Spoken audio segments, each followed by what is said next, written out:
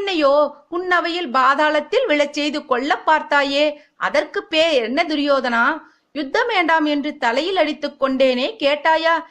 என்னிடமே வந்து என்னுடைய படைகளை வெக்கமின்றி கேட்டு வாங்கினாயே, அதைவிடவா வெக்கக்கேடான நிகழ்வுகள் இந்த 18 நாட்களில் நடந்தது?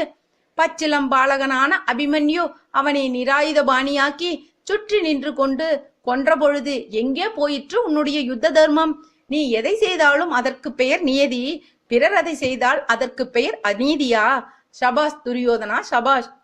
தாயின் கருணையாலும் பதிவிரதா பலத்தாலும் உன்னுடைய மேனியில் பிறப்புற்று சார்ந்த பாகங்கள் நீங்களாக சகலத்தையும் அழியா தன்மை மிக்கதாக ஆக்கிக் கொண்ட நீ உன் போலவே அதே வரம் கொண்டவனோடு அல்லவா போரிட்டிருக்க வேண்டும்? நன்றாக கேட்டுக்கொள். ஒரு இரும்பை இன்னொரு இரும்பால் மட்டுமே சந்திக்க இயலும். அதுபோலதான் துரோகம், சூழ்ச்சி, வஞ்சனை, சதி, சுயநலம்